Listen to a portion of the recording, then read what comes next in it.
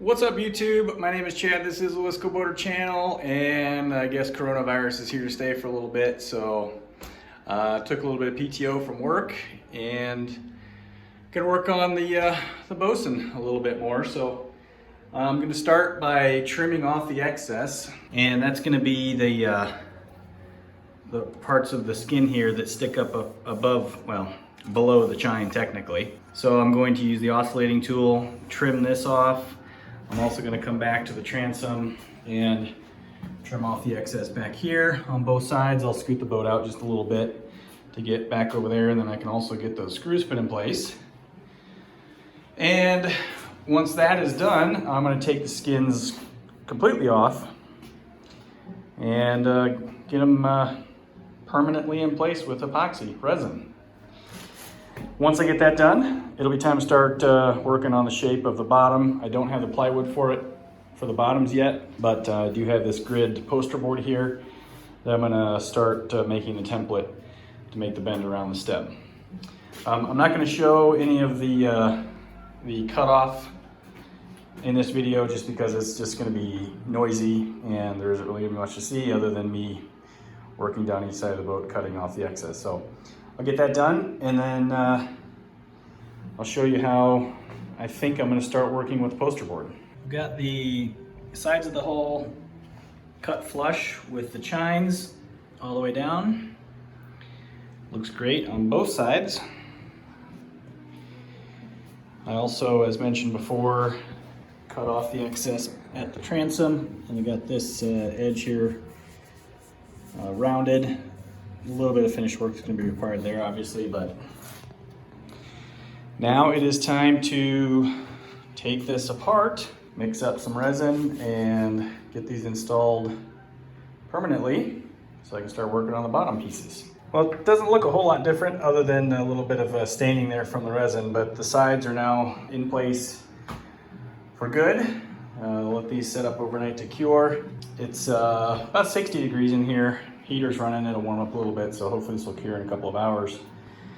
I will say that this was not the most pleasant experience with limited room back over there. Even with moving the boat this way up to about even with the door, just didn't have much room to work back there. So things got a little bit stressful. Broke a drill bit, or I broke a screwdriver bit, and then the battery on the cordless screwdriver went dead. Switched to a corded drill, which has it's either on or off. There's no progressive switch on it. So running screws in is a little bit stressful. Some went a little bit deep, but they're fine. They'll be covered up. Glad to have this part done. So I'll start working on the poster board template next, but not until tomorrow. All right, it is the next day. Everything is nice and cured on the hull sides. So now I'm going to take the poster board here, and the idea is to just take this and wrap it around. Like, I'm only doing this with one hand right now, but wrap it around the front. I'm probably going to have to tape two pieces of board poster board together, because as you can see, if I come up to the point there, I'm going to be short back here, and I need it to come back to probably about here. So that's my shortage. So I'm going to tape two pieces together and then lay this down, get the shape about where I want it, tape it in place, and then work on cutting out the pattern to transfer to pieces of plywood that I need to go buy. Got the paper taped down, and what I did here to mark the paper on the inside is to whittle down a pencil to a very small diameter so that I can get the pencil up inside here to mark that line as well as that line.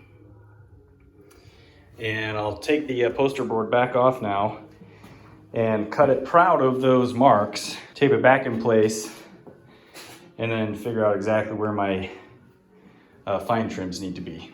And here's the back side of the paper before I cut it. You can see it's a constantly changing arc. This actually, if you look straight down on it, actually dips down a little bit right here. before it continues up and curves the other way. You know, it's always interesting to see how a curve translates to a flat piece of paper. So I'll cut the line out just on this side of the pencil mark on both sides and tape it back down and see where we're at. All right, the poster board is trimmed to slightly oversized. This is gonna work out just fine. Did trim a little bit too much right here, so I just made a note to add a 1/2 inch right about here so that it does overlap up to the point where the board will start being flush and overlap this way. I can show you here, I don't know if this will make sense or not on the video, but you can see let me go up here first. So here we have the bottom of the hull actually overlaps the side hull. And as it comes forward, we move down to this figure and it starts to make the curve. So there's a little bit of a miter there. And then here, the side piece actually tucks under the bottom, which it's upside down. So it's kind of hard to visualize. There's also a chine rubber that will get installed front to back. It'll come up to about here. So I think it's gonna look really, really nice when it's done. Yeah, now I just gotta go buy some plywood and transfer this template to the board and we'll start getting this laid out. But it's time to go to the store. All right, well, the work week has gone by and I'm taking some vacation days to make a long weekend and bought some more plywood.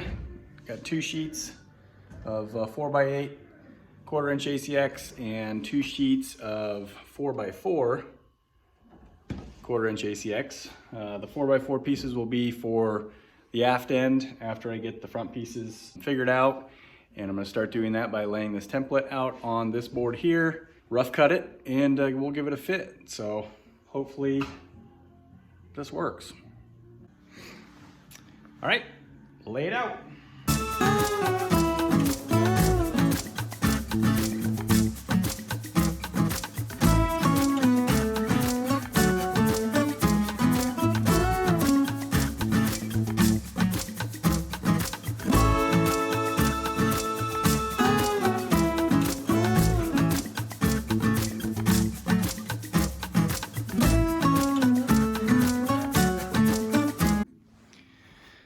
Here's the first piece cut out, and then you can see I cut it oversized outside the line all the way around, just to be sure.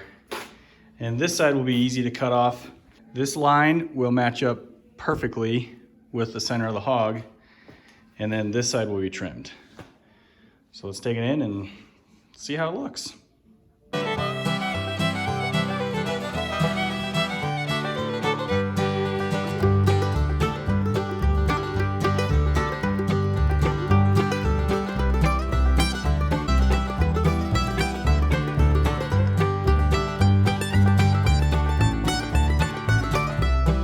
So those marks I just made on the wood, I transferred from the template to the wood, and they match up with lines on the hog. So that will give me the correct measurement front to back. And then I just got to make sure I get the straight edge of the board right on the center line of the hog. I'll get that clamped down. I'm not real sure how I'm going to clamp this side down yet, if I can really even do that at all. I might just have to use some temporary screws.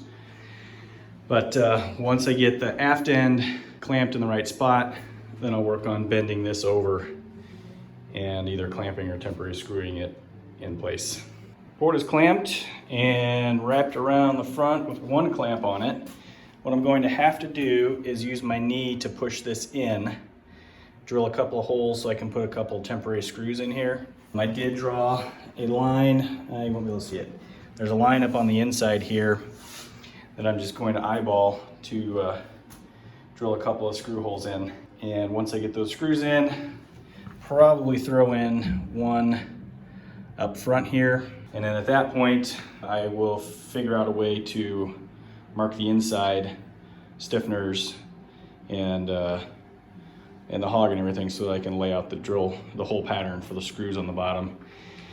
Once I get this side done though, getting that side done is going to be difficult because there's not going to be any access. So probably have to roll the boat up on its side and figure out some way to stabilize it once the other piece is clamped in place. But I'll worry about that when I get there. For now, just want to get this side at least temporarily in place. All right, a little bit of time has passed here, but I did get everything marked.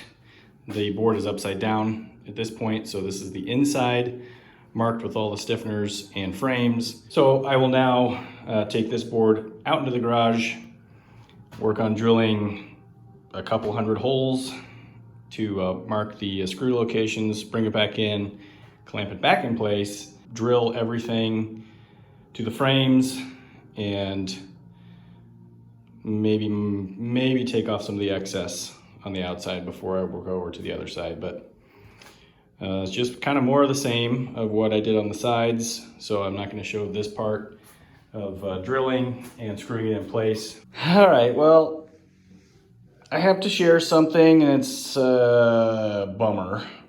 And I'm not one to hide my mistakes. I've said that before in many videos. So I started out with drilling and screwing the board to the hog back here. I've got the holes drilled out amongst the framework underneath out to the edge of the hull. I didn't drill these holes yet just because I want to make sure this lays flat. However, as I was working my way around the stem, I had this screw in place, started to bend this around, and I cracked the board. It's not good. I am going to try and salvage this board. I'm going to use fiberglass. I'm going to use resin and fiberglass. What I'm going to do is fill this crack with resin, put a, I'll lift it up a little bit so that I can clamp it down nice and tight, back together, use a piece of fiberglass cloth on the top and underneath, and let that cure, and then I'll see if I can make the bend without it re-cracking. I don't know if that's gonna work or not, but I just hate it when things like this happen when you're this far along in with a piece. I mean, everything is drilled, match drilled to the structure underneath. So now I'm going into repair mode.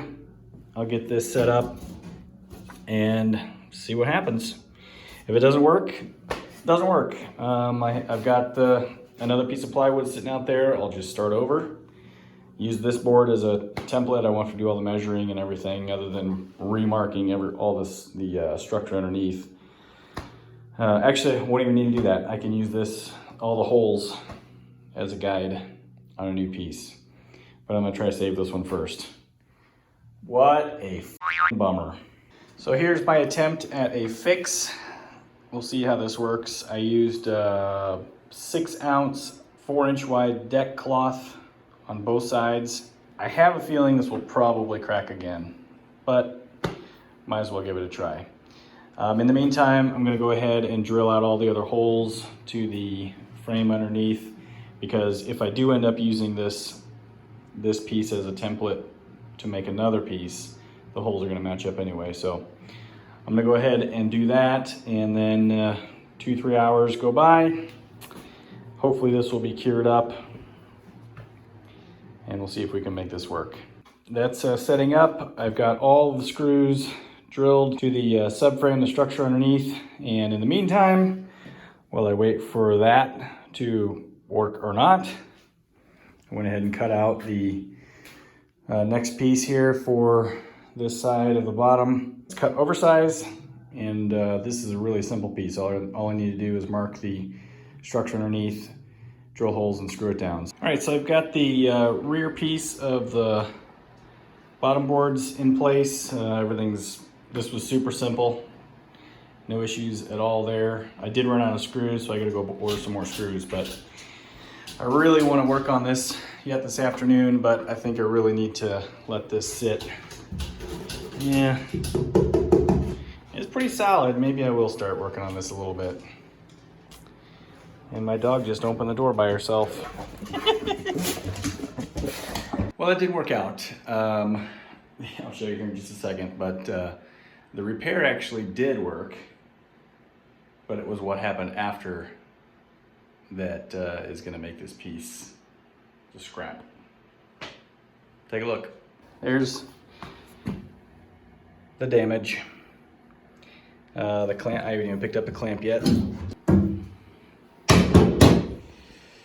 So this actually worked. It bent around the curve, no issues, no cracking, and I was slowly, very, very slowly ratcheting this down with those clamps, and it just gave way. I mean, this crack here is not even on a line where there's a hole drilled. This one is, and just the pressure of the clamp being right there just broke it away. So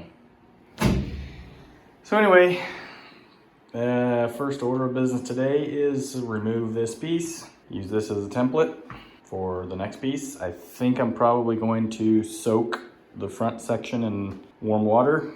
Not sure yet how I'm going to do that, but I think that will make things easier to get it bent and drilled, clamped in position, and then just let it dry for a couple days in the bent position before taking it back off. So anyway, I'm not going to film the replacement board, but when I get back to this point, you know, when I'm bending, or perhaps I'll show the water bath.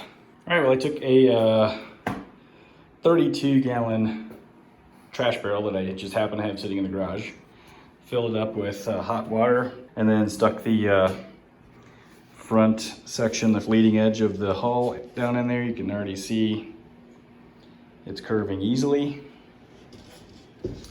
and I need it to curve right at about the line where it's at. So this has been soaking for about 30 minutes. I'm sure that's plenty at this point, so I'm gonna pull it out and start making some bends onto the stem.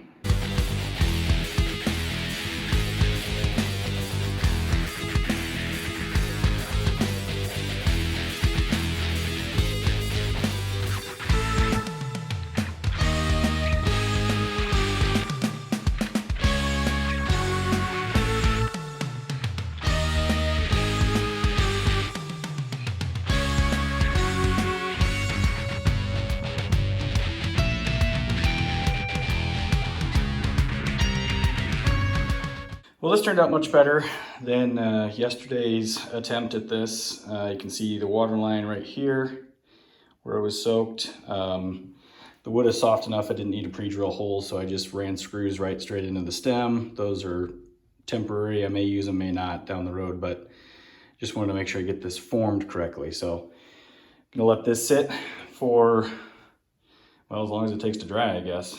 But it's looking real good. The curve's great. I've got all the screws put in the hog, and just screws scattered throughout the bottom here. Didn't put every screw in. But yeah, this is much better than yesterday's attempt at this. So just let this set up, and then I'll check it every few hours, I guess, and see where we're at. I do want to show one more thing here before ending my work session here. This piece that I'm using actually is the cutoff, which was going to be scrap from the original piece that was cut out of this. So this is the other half of that 4x8 sheet. I thought was going to be wasted. It worked out to be just barely big enough. You can see right here, I've got about 1/8 of an inch of a sliver, but this is going to be cut at an angle. So that should be pretty close to flush.